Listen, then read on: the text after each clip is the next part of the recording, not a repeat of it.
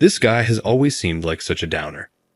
He only has a high school graduation and didn't go to college because he was raised by a single parent since high school. That's kind of problematic, isn't it? He claims to work in the food industry these days, although it's only a ramen store. Who is he attempting to win over? I was invited to these mixers as a draw, and I had this classmate who always looks down on me. I sighed to myself, thinking, this is it once more. But the gorgeous models at the party came running to me when one of the staff members identified me and told them who I really was. My name is Adam. I began working in a neighboring retro ramen restaurant after I graduated from high school, and I've remained there ever since. My mother had been urging me to attend college at the time, but I dismissed her advice, telling her I had other plans. As a child of a single mom, I was aware that we lacked the funds for college.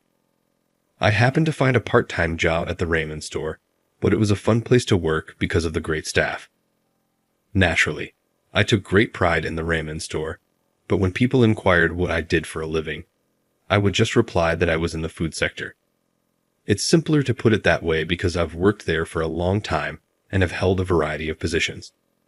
That response suffices for the majority of folks, but one person would constantly make fun of me. James was that man.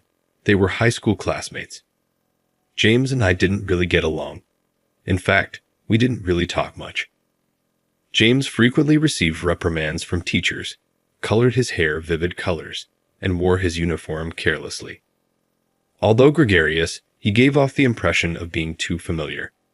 He openly discussed hanging out with other girls and making out with other people's partners despite having a girlfriend. When we were in the same class, he would frequently make students from neighboring schools wait for him or go out on dates with different girls across town. He was also well known for his womanizing. I can count on one hand how many chats we had at one point. I didn't even have his email address. However, I met James at a hip bar one day. Hey, is that Adam? I was first taken aback by the stranger who started speaking to me out of the blue. The man who was speaking to me was well-groomed and dressed in high-end labels. I said, perplexed at first because I hadn't noticed him. What? You can't recall. James, it's me. He smiled at me. That's when I at last recalled this extremely familiar classmate. Are you Adam, correct? Whoa, you really haven't changed. Funny as hell. He continued to tap my shoulder as though he was amused by something. After high school, James attended a prestigious institution and is currently employed by a large advertising agency. He announced with pride that he was having a mixer with several gorgeous girls in the bar. It looks like he's still leading a lavish lifestyle. Adam, why are you in this place? This is where I work. Really? And now, what are you doing? I am employed in the food industry, was my standard response. James then erupted into laughter. You're still employed at that ramen restaurant. His abrupt chuckle upset me a little, but it didn't seem like a good idea to argue with him. James had constantly made fun of me. I answered, yes, that is correct. James then let out a louder chuckle and exclaimed, really? Did you not forego college? Are you still only employed at the ramen shop? Man, that's hilarious. An adult employed at a ramen restaurant? That is extremely humorous. No, it's not the ramen shop alone. His constant laughing was starting to irritate me, so I tried to reprimand him. But he interrupted me with, it's okay. It's okay. Man, don't bother bragging that you work in the food industry.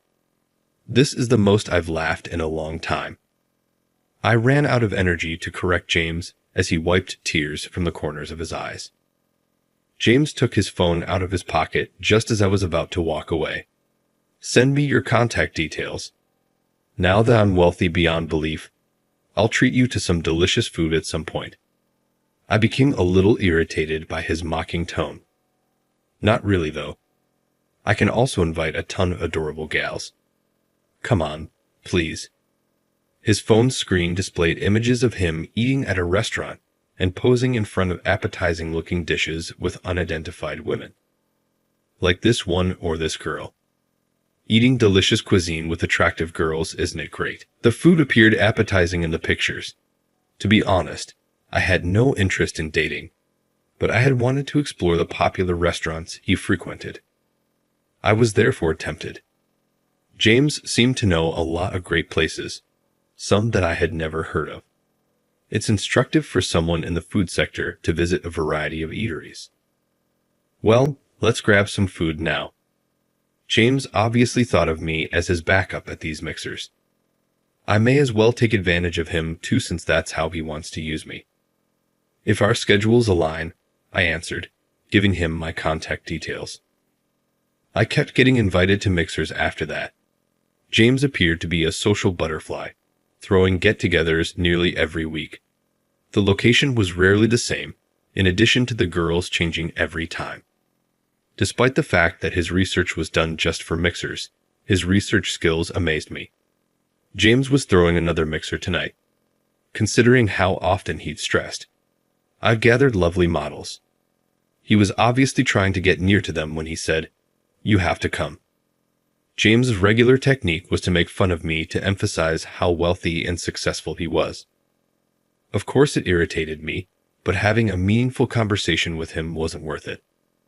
Reluctantly, I agreed to go even though I had no interest in modeling, since I wanted to check out the venue tonight. The mixer this evening took place at a chic eatery that specializes in French fusion cuisine. Our meeting point was meant to be at the door. James declared right away that he was going after Mia tonight. "I'm placing all of my money on tonight. Please don't get in my way. I'm genuinely going to win Mia over." He gave me a cold look, but I didn't know who Mia was. "Adam, that's the reason I treated myself to this fancy restaurant. You are invited. Please read the room." He wouldn't believe me even if I told him it was just the restaurant and the food that captivated me. With a non-committal nod, I let James get all thrilled on his own. As an influencer, Mia has 1 million followers, and she's adorable. She also has a fantastic body. I have to go grab her. James was swooning over her, and I was too stunned to reply. I managed to end the chat as the start time drew near, and we went inside the restaurant. 3 women were waiting in the private room we were shown. They were all really gorgeous as models. James laughed. "Sorry to keep you waiting." "Nice to meet you." The most stunning woman grinned and waved to us. I learned that she went by Mia. It became evident throughout the introductions why James was so keen to win her over. We raised a glass and started the mixer with James's well-practiced lead. Following the introductions, James immediately started boasting. I noted the meal and took pictures of it as usual. This guy just keeps taking pictures of the food. He's such a nerd. Fighting the need to apologize, James said, "Sorry about that," and then he went on with his regular denigration of me. Disregarding him, I carried on sampling the food and recording my thoughts. I would respond when addressed, but James spent much of the time chatting with the women. "So, this place is really well liked, right? How did you obtain a booking?" James leaned forward eagerly at Mia's words. "I actually know who owns this place. Maintain secrecy about it." James abruptly lowered his voice. With overly enthusiastic praise, the women said, "Wow, that's amazing." James, feeling good about himself, carried on talking about how he knew the owner. He was talking a lot for someone who claimed it was a secret. I was sighing to myself when I heard someone say, "Hey, Adam," and I looked up. Mia had shifted, somehow, and was seated directly in front of me. "Have we met somewhere before?" My heart skipped a beat, the way she said it feeling like a pickup line. It was nerve-wracking to hear from such a lovely woman, even though I knew it wasn't. "You look familiar, Adam." "Well, I don't believe so." I wouldn't have forgotten if I had met someone as lovely as her. I was going to respond, "There must be a mistake," when James loudly interjected, "Not at all. Since he lacks any uniqueness, you most likely simply see faces similar to his everywhere. James chuckled, saying that a plain guy like him would never meet someone like you, Mia. Even the women appeared surprised by his overtly condescending remarks, even though they were legally true. It was pitiful that he was decreasing his own position instead of raising it while remaining unaware of it. Then James launched into yet another tirade of dull boasting.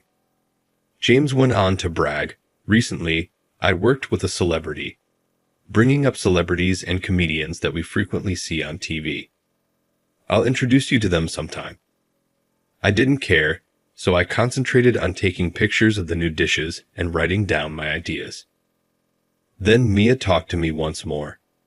"Adam, are you on social media?" "No, not really." As I cocked my head in response to what seemed like a pointless question, she said, "I noticed you were taking lots of pictures." Her question about whether I was planning to post them online finally made sense to me. "Oh no, I work in the food industry." I saw James smirk as soon as I said that. "Don't try to show off, it's just a ramen shop." The women, who had been having a good time, gave me a startled expression. They appeared to be saying, "It's unbelievable. This guy has always been so depressing, even in high school. Because he only has a high school graduation and comes from a single-parent household. He chose not to attend college. These days, isn't that problematic?" And ever since he began as a part-time employee, he has been employed at a ramen store. He continues to work there even at the age of nearly 30. An adult working at a ramen store is so ridiculous. It makes sense why he tries to improve the sentence by adding food industry. James persisted, despite my want to clarify that it wasn't about bragging. "Normally, I only treat girls, but since Adam is struggling, I'll give him an exemption. I mean, I'm not exactly an affluent gal. To me, there's no use in treating someone like him. After all, I owe the underprivileged some charity as an elite. Isn't the way I treated him really kind?" The women gave feigned smiles in return. It was obvious that they were delayed, but James, possibly due to inebriation, failed to observe. He was setting me down and drinking happily. He most likely believed he was enhancing his own reputation in his thoughts. I was going to sigh when Mia interrupted. She brightly replied, "Maybe I should upload this to social media too," attempting to lighten the tense situation. Taking out her phone, she took a picture of the dish that was still uneaten. The other women started snapping photos of their meals as well, as if they were supposed to. After taking a couple shots, Mia gracefully lifted a mouthful of food to her lips. After the first taste, she grinned and said, "Delicious. But it could be a bit more colorful." I had to respond to her teasing remark. "What do you mean?" I asked eagerly, but Mia smiled kindly at me. Dishes that appear excellent in pictures are more popular these days. Taste is vital, of course, but eye-catching colors definitely draw the attention. Thus, a little green here would be ideal, she said, indicating a section of the dish. I see. The appearance really does matter. Although I didn't think of it as photogenic, I believe I had been careful of that. A simple tweak, like switching up the sauce or garnish, can have a big impact. The garnish is visible. In addition, you might want to consider the plates you use, Mia said, providing me with specific guidance that I never would have considered on my own. James, obviously annoyed that I was chatting to Mia, smashed his glass on the table as I was taking notes. "Read the room, Adam. You are a mere employee of a ramen shop pretending to be knowledgeable about food. For ramen, color is irrelevant." James's agitated tone caused the tension in the room to rise. "Adam, you're destroying the dinner. Please go now." I had never before received such open criticism for taking notes and pictures. James clicked his tongue angrily and gave me a scowl. "Just leave. Are you not aware that you are ruining the atmosphere?" I forced myself not to retort that James was the one depressing everyone. But we're still in the middle of the course.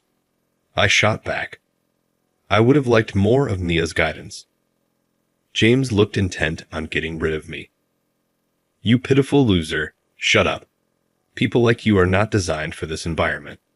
Simply leave. You're destroying the cuisine. The mood grew chilly as he dismissively waved his hand. Things would only get worse if we stayed any longer. I was receiving helpful advice, but I was forced to go. I made the decision to return later by myself. I got up and started gathering my things. Aha! You miserable loser, go home and cook some ramen. James chuckled while I made my way to the exit. The waiter with the tray stared at me as the next dish was being presented. Mr. Thompson, are you leaving? He spoke to me. James's stupid voice reverberated through the silent room before I could respond. Mr. Thompson, how come? Was that what I heard? Am I intoxicated? James chuckled. You have to be mistaken, friend. This guy works at a ramen shop. The server seems perplexed. Excuse me, but aren't you Mr. Thompson of Thompson International? That's correct. I nodded. What? James bellowed. Before you depart, the owner would like to say hello. Please give me a moment to wait. I nodded again as the waiter asked in a courteous manner. I had an incident that led to me being referred to as Mr. Thompson. One day, after a few years of employment at the ramen store, a foreigner entered. William was our server, and he was raving about our ramen to everyone he spoke to. Then he asked if we would join him, saying that this flavor would be a hit if we brought it to the States. The 60-plus owner declined, stating that it was not practicable. William, however, was adamant and began visiting our store every day. William was always enthusiastic, even in the face of their continuing impasse. I eventually began speaking to him in straightforward English. My English was shamefully bad when I looked back. William never made fun of me, though. He would have serious chats with me, using gestures and bad Japanese. I had bigger dreams after speaking with William, and I had finally discovered what I really wanted to achieve. Up until that point, I had given up on dreams and accepted a life of monotony. I asked the proprietor if I could bring the ramen back to America because I wanted to change that. He advised me not to at first, but eventually gave in after I persisted. That was the start of my hectic days. I studied English in my free time and trained to replicate the flavor of ramen to perfection. I made multiple study visits to America and lived a frugal lifestyle to save money for the business. After making the decision to do so, it took me a few years to open our first store in the United States. We gradually increased our sales and became a well-liked location that was consistently full despite a variety of problems and trial and error. As a result, we were highlighted in renowned publications, on the internet, and even in Japanese media. Isn't Thompson International the company that runs that hugely popular ramen shop in America? Mia inquired, seemingly having suddenly recalled. That's correct, of course. You know a lot of things. I visited the place in Hawaii. I recall being shocked to see that the owner was Japanese after seeing a picture there. That's why you appeared familiar, Mia said with a kind grin. That had to be from a visit-related forced photo shoot. Even though I don't like photos, I had to give in to their pressure. The idea of it being on display at the store surprised me and made me blush. So is this restaurant today also yours? Yes, in a way. I went back to Japan after being successful with the ramen shops in America. I then started opening restaurants and bars. We are currently in a unique restaurant that caters to affluent customers. I arrived to assess the quality of the cuisine, atmosphere, and service. However, James's tantrum interrupted my review. As I was thinking about this, Kane, the owner, who is a tall, attractive man with platinum blonde hair, came over to talk to us. William, who worked in the ramen store, introduced me to this wonderful man. The majority of the upscale eateries I planned are run by him. He doesn't speak flawless Japanese, therefore we constantly communicate in English. I could hear women saying, "Wow," from behind. They're conversing in English. Incredible. Following a quick update and friendly hello, Kane inquired, "Are you leaving already?" I decided it would be better to leave after James kicked me out and Kane had a lot on his plate. As I announced that I was going to be leaving, surprised voices could be heard behind me. "What? Let's discuss more, Adam." "Yes, I hardly had time to speak with you." I was abruptly pushed back to my seat by two women who grabbed my arms. Before they understood I knew Kane, they had seemed uninterested in me. I was amused by their abrupt attitude shift and made the decision to be honest with them, so as not to give them false hope. "I'm sorry, but Kane is already married, so I can't introduce you to him," I had planned on saying. The two women, however, retorted with a smile that they already knew that. It seems that they had noticed the ring gleaming on Kane's finger quite fast. "We want to talk to you." "Adam, what? Me?" The two women started asking me questions all of a sudden. I was taken aback by their enthusiasm, especially because I wasn't there to find a girlfriend. James attempted to speak with the women throughout their interrogation, but they ignored him. "Oh, really? Interesting." James eventually gave up trying to respond to their flurry of inquiries. I kept making notes about the food that was being served. Mia, who had primarily been watching, piped out when the main course was served. "Can I take a picture?"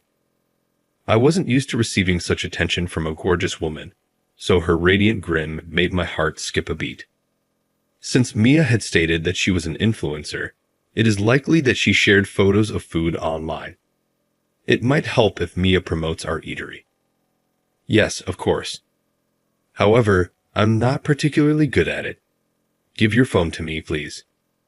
When I extended my hand, Mia gave me a start, but then she laughed a little. "More than just the food, I meant a photo with you." "Huh." I felt awkward at the sudden request for a selfie after realizing my error. "But is that all right?" I didn't like having my picture taken. I had to grant Mia her request. Mia moved to sit next to me when I agreed. Instead of asking someone else to take the photo, as I had expected, she set up her phone's front camera to get a photograph of us with the food. She was compelled to sit near. When she clicked the shutter, her lovely smile and my clumsy smile appeared on the tiny screen. I'm not comfortable taking pictures, but when Mia asked if I could publish this on social media, I couldn't say no. "Hi, Mia. Come along for the photo too." In an attempt to get the picture, James pushed in from the side. I recalled that at first he had shown interest in Mia. I started to back away, but Mia called out to James. "I apologize, but I'll pass on taking a picture with you because I don't like people who constantly boast and denigrate others." "How come?" Even so, even with his typical bravado, James was flatly rejected and was unable to move on. He slouched his shoulders and gave me a spiteful yet irritated stare. "Adam, how did you get to be president?" James didn't seem so much upset at me as sulky. His failure was his own fault, yet both of us had exploited others for our own gain. "Thanks to you, James," I said. His brow wrinkled in perplexity. His mockery of me forced me to prove myself, even though I had always accepted a routine life. I put a lot of effort into showing everyone what I was capable of, even in the terrible times in America. I am somewhat indebted to you. James growled sulkily, "Shut up. You've always had aptitude and intelligence. You can aspire higher on your own and don't need to put other people down." That seems like ridicule coming from a winner like you. "Oh no. Watch out. I'll also go big." Frustrated, James took a swig from his drink. For the first time, the unpleasant atmosphere from earlier had lifted and the supper felt good. Since then, Mia and I have maintained regular contact. Her guidance was really accurate and beneficial. Soon, Mia and I were not only messaging each other more often, but we were also having dinner together more often. Unable to give up on Mia, James would periodically contact her, but frequently lamented not hearing back, Maya responded to my innocuous question about it with a brilliant smile. I blocked him because I was scared of his overt intentions. Her gorgeous smile was so frightening that all I could do was chuckle a little. Mia has great taste and was naturally responsive to trends as a model. I made improvements to my restaurant's menu based on her advice, and young people soon began to enjoy it. As an influencer, Mia would publish pictures of the restaurants she enjoyed on social media. Whenever she talked about my restaurants, they would become so well known that it was difficult to acquire reservations. Mia and I had gotten together professionally, but we had also become partners in our personal lives. We developed a close bond by encouraging and occasionally reprimanding one another. I used to believe that I couldn't accomplish much, although it stung to be made fun of. I could have secretly thought that I deserved to be despised. But the need to disprove those who disparaged me is what has allowed me to get to this point. I discovered that it's critical to see every circumstance as an opportunity rather than wallowing in my emotions. I will never be able to thank you enough for introducing me to such amazing people. I want to carry on having an optimistic outlook